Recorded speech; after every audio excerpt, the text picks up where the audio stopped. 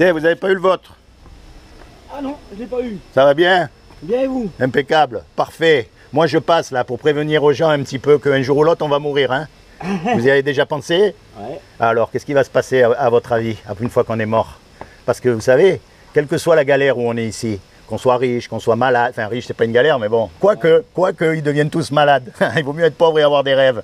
Mais bon, si on est en prison, si on est dans la guerre, si on est malade, ça s'arrête puisqu'on meurt. Bah oui. Mais après ça s'arrête plus. Ah bon? Donc comment on fait? Ouais, mais nous on sera plus là pour le voir. Eh oui, mais on va où? On n'en sait rien. Eh bien, je vais vous dire, il y a des gens, ils jouent au loto, il y a une chance sur 10 millions de gagner, d'accord? Donc imaginez qu'il y ait une chance sur 10 millions que ce que je vais vous dire ce soit vrai. Ça vaut la peine de l'écouter. Vous voyez? C'est simple. Pourquoi pas? Une fois qu'on est mort, on va être jugé par rapport aux 10 commandements. Et les 10 commandements, ils disent... Moi j'y crois pas. Oui, mais ça, c'est pas grave. Il faut réfléchir toujours. Les 10 commandements, ils disent, tu mentiras pas, tu voleras pas, tu commettras pas d'adultère. Bon, on connaît tout ça, mais regardez comme elle est merveilleuse, cette loi. Parce que quel est l'homme qui peut dire qu'il a jamais menti? Même le pape. Même les grands religieux, ils ne peuvent pas dire qu'ils n'ont jamais menti. Ils ne peuvent pas dire qu'ils n'ont pas regardé une femme. On est bien d'accord. Donc en fait, la loi de Dieu, elle ferme la bouche à tous les religieux.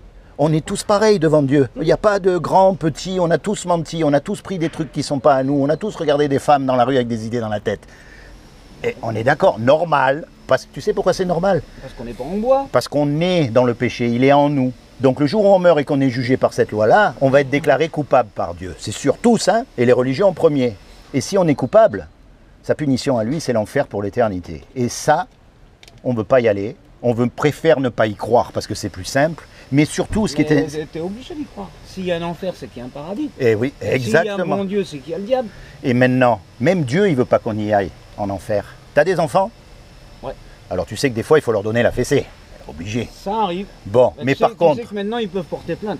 Mais par contre, s'il fallait donner ta vie pour eux, t'hésiterais pas une seconde? Bien sûr, je le ferai. Moi, c'est pareil. Eh bien, c'est ce que Dieu... je le ferai, hein. C'est ce que Dieu il a fait pour nous. Il y a 2000 ans, il est descendu sur terre, il a pris une forme humaine qui est Jésus et il est mort à notre place sur la croix. Attention, il ne faut pas confondre. Moi, je crois en Jésus parce qu'on l'a vu, Oui. mais Dieu, personne ne l'a jamais vu. Pourtant, c'est facile de prouver qu'il existe. Ah bon? Oui. Regarde, imagine un peu, d'accord? Il ne faut pas mélanger Dieu et la religion, en fait. C'est ça la clé. Parce que la religion, elle nous dégoûte de Dieu, alors que Dieu, il existe vraiment. Tu prends par exemple, je ne sais pas, cette camionnette. Elle me sert pour le boulot. Exactement. Tu vois cette camionnette, imagine que je te dise, ben il y a 150 millions d'années, la ferraille, elle s'est formée toute seule, et puis 150 millions d'années après, les vitres du sable de la mer, elles s'est fondues, elles se sont machin, et puis la peinture est tombée dessus au cours des siècles et tout. Tu vas dire, attends, mais il est fou celui-là, il a bu, il a fumé, on est d'accord. Ah, ou alors l'herbe était bonne. Puisqu'il y a une création, il y a forcément un créateur. C'est la logique même. Donc maintenant, quand tu regardes la complexité de l'univers, que ça tourne comme une horloge, hein, attention, hein, la nature, les animaux, ton corps humain, c'est forcé qu'il y a un créateur puisqu'il y a une création. C'est ce créateur-là. Tu comprends? Ce créateur, il a fait des lois. On les connaît, les lois, puisqu'on les découvre. Et puisqu'il y a la loi de la pesanteur, la loi de l'aérodynamique, enfin, il y a plein de lois qui régissent le monde. Comme il y a des lois, il y a forcément quelqu'un qui a écrit les lois. C'est aussi simple que ça, tu sais. Il n'y a pas besoin de faire des études de théologie pour savoir que Dieu existe. Par contre, je répète, il ne faut pas mélanger Dieu et la religion. Parce que la religion, ça nous dégoûte de Dieu, en fait. C'est clair, parce que vu ce qu'ils font les religieux...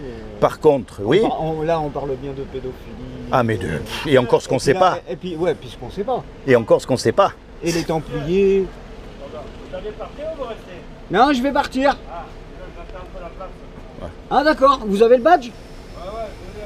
Ah non, ça me regarde pas, moi. C'est pour éviter une amende. C'est juste pour vous. Si vous restez, je m'en vais. Non, si vous reculez de quelques mètres, je vais y aller. Bon, enfin voilà, le truc important à retenir, c'est pas d'aller dans une église ou dans une secte quand tu es tout seul. Moi, je t'encourage à te rapprocher de Jésus et à lui parler avec tes questions, tes doutes. Moi, je peux pas parler à tout quelqu'un ce que tu as. pas. Ouais, ben tu serais surpris. Et comment ton prénom? Antoine. Antoine, moi c'est Laurent. Sois béni, Antoine. Enchanté. Ok? Toi aussi. Sois béni, toi et toute ta famille.